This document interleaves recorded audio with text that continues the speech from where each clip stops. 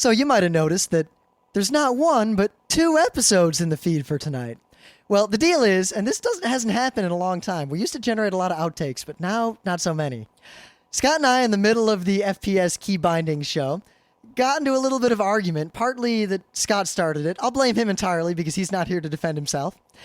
And as a result, we argued for a good 15 minutes about moving furniture and putting spices in food and nonconformism and all this crap when we were just trying to talk about FPS key bindings. So instead of having an hour and change long episode with that stuck in the middle of it, well, I just kind of cut it out like a little tumor. And you know when you go to the surgery and they cut out a gallstone or whatever, they always let you keep it. Or at least they used to let you keep it in a little jar. Well, I kept that argument in a little jar, and I decided that we've always said, we'll put in extra shows to make up for shows we've missed. And this is probably the first extra show we've ever put up. If this is your first time listening to Geek Nights, I'm going to note, as we always note, that this is not a normal episode of Geek Nights. This is what we like to call a special. So if you've never listened before, you're welcome to listen to this, but I would highly recommend you check out any episode in our entire feed that does not contain the word special in the title. That's a much better picture of what this show is. This is entirely unedited. I didn't really do anything to it except apply my normal high-pass filters and whatever. Enjoy it or not, a lot of you have been asking for more arguments from us, so I can say with certainty that this is pretty much a straight-up, unedited, exactly how Scott and I argue pretty much every day of our lives. We just happen to have been sitting in front of the microphones when we started this one. Yeah, but the way you have your things arranged, like your bed at the foot facing the desk next to the wall over there, this is not a typical furniture arrangement. All right, so it's not maybe, white bread, American, See, Midwest. that's exactly what I'm talking about. You always seem to have this attitude that if something is white bread American, it's somehow bad. Now, see, or if something is the accepted default, the way that a lot of people do something, then it must be bad because... Now, Scott, I don't want to bring up logical fallacies here, but you are begging the question.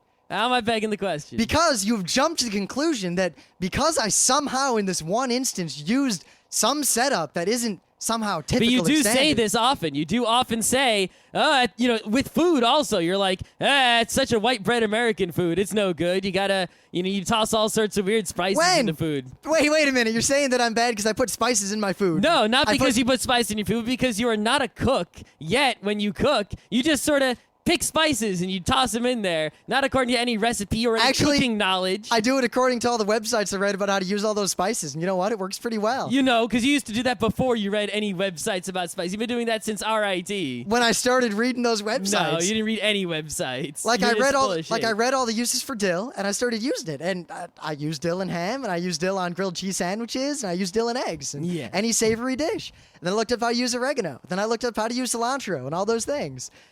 You just like to do things that are not what is standard. You are a nonconformist in a way. So wait a minute.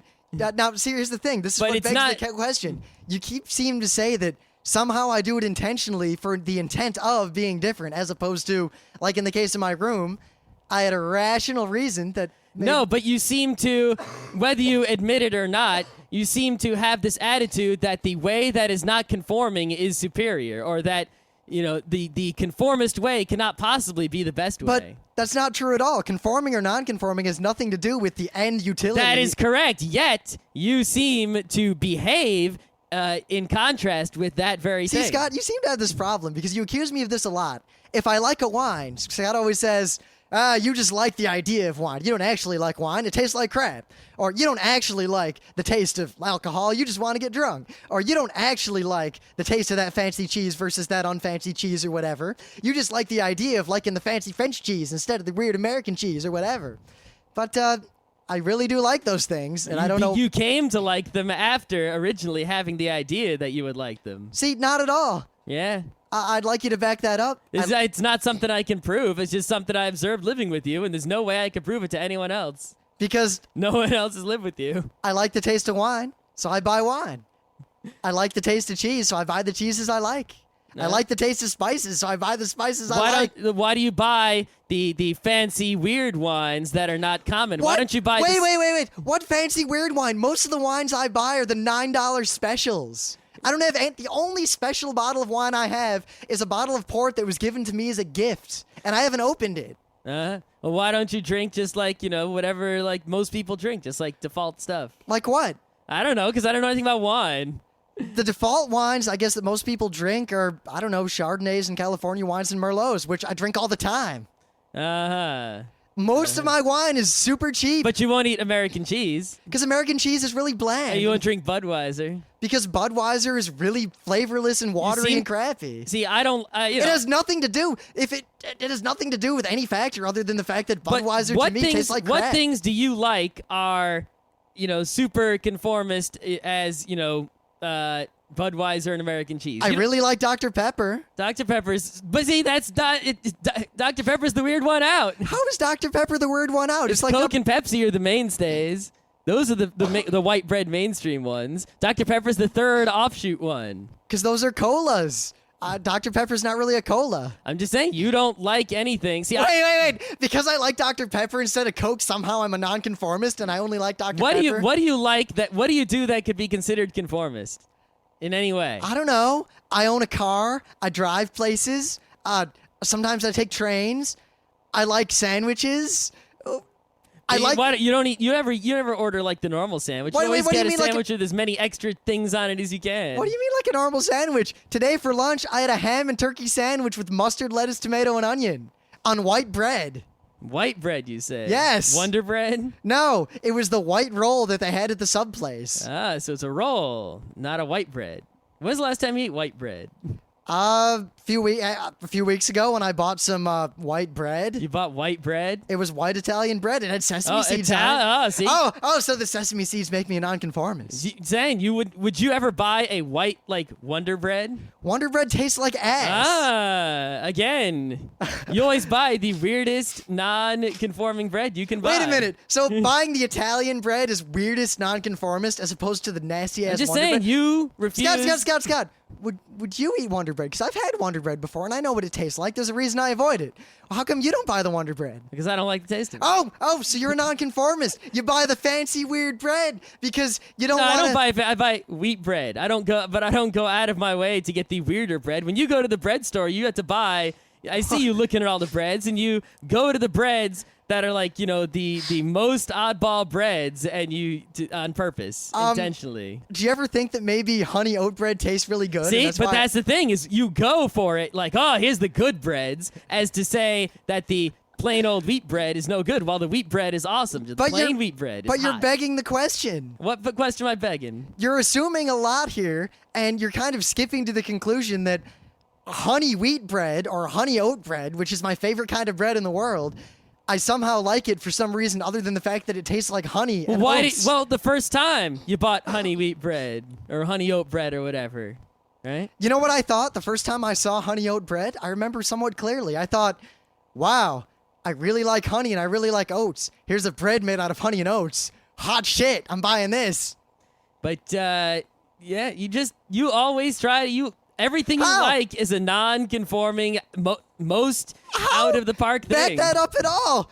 What do you like? You name a single thing you like that is a conforming thing. I'm not sure what point you're trying to make here, because while you agree that because something what? Beer. All right, you brought up beer. Yeah. I think Coors and Budweiser taste like shit, but you know what? I like Labatt Blue, and I like Red Stripe a lot. Red Stripe's one of my favorite beers. I'm just saying, while you agree that something is not better because it is nonconformist, you behave and act in a way in where you tend to approve more of things which do not conform, and you go out of your way. You haven't backed that part up at all. Consume and patronize things and behave in such a way that it is as far from the norm or as far from what you believe is the norm of America as you possibly can. But that's not true at all. But that's what you do. But you haven't backed that up at all. In fact, I grew up in the Midwest, right? I put ketchup on my eggs. That's weird. How is that weird? That's weird. You realize that everyone there does that? Yeah, it's weird. I put salt on my watermelon like people do. That's also weird. That's what you're supposed to do. It tastes better. You're not supposed to do that. Yes. No. All right, anyway, let's go back to the FPSing now. I don't know if I can, because apparently I'm such a nonconformist. I think I got to break the... If you're going to put this label on me, then I guess I got to go with it. Yeah. I'll be like Anime Pulse. So go ahead, talk about your FPSing. All right. Chicken. So Potatoes. Interrupting guy.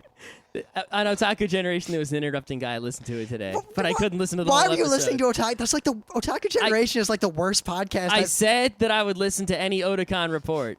I'll talk about this later. That was a mistake. All right, let's go back. Otaku Generation is bad. You know what? I think I'm going to review them first next time we do a Geek Bite. All right, let's go back now. Back to what? I'm a nonconformist. I'm just letting it free flow here. I'm like fast karate. Wisconsin, it's your fault. Can we do the episode now? Maybe. We'll see where the nonconformity takes me. Are we actually going to do the episode or what? That's up to you. Am I a I'm nonconformist? ready to do it, or are you going to be the interrupting guy? Am I a nonconformist guy? Yes, you are. Am I a nonconformist for reasons other than the fact that just happens to be the things that I like? I think that yes, but you have successfully come up with a indefeatable argument in where I cannot successfully argue that is the truth. But you didn't even defeat my primary argument, so it doesn't really matter that you can't defeat my bullshit argument. I'm saying that's the way it is, but your argument saying you are not is foolproof because there's no way to prove what is in your mind. And my argument, my. But that's not even my argument. My argument was that you didn't have any evidence at all. And I have evidence. All you did was beg the question and jump to conclusions. I observe that you go out of your way to do things in a non-conforming fashion.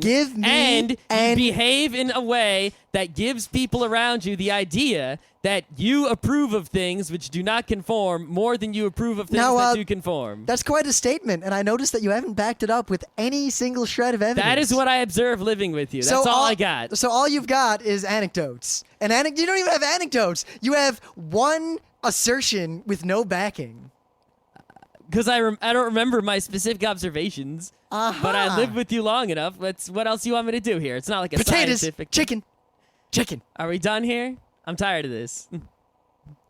All right, go ahead. Talk about your FPS crap. Are you going to do your chicken? Maybe. Just go ahead. Let's see what happens. Like I said, this is free flow. Did I break you? No.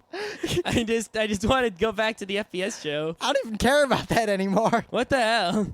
Because I already did my piece. I already got my say out. I already gave everyone my set. In fact, I have more. I could keep talking. About that keyboard that I wrote stuff all over. I had the overlay for my own keyboard. Yeah, great. All right, go on. Talk about your boring FPSs. Yeah. I don't want to win any more arguments tonight. Scott, do the show. How come you keep laughing? Because I'm not done laughing yet, and because I know you're gonna interrupt. I'm waiting for you to do the show. I won't interrupt you. All right. Just don't laugh. Can you keep from laughing? I don't know. Where are we gonna cut off that? And I'm waiting. Do the show. Go on.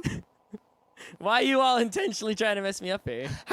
How am I intentionally trying to see? Now I'll play those arguments.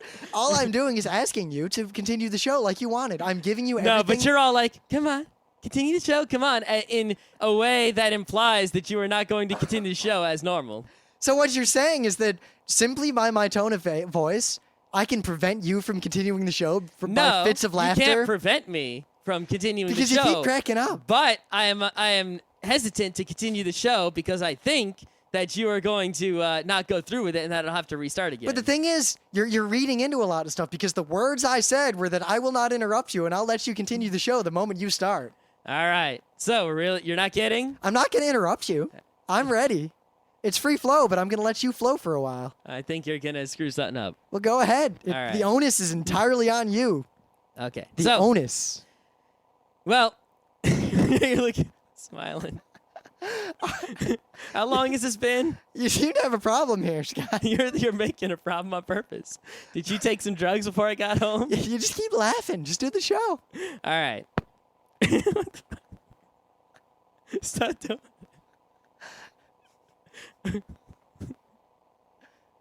Well, this hasn't happened in a long time. I'm not actually doing anything, guys. I'm really just sitting here. And though he turns around, looks at me, and smiles when. Wait a minute. So I have the power by turning around and looking at you to completely derail you and prevent you from speaking.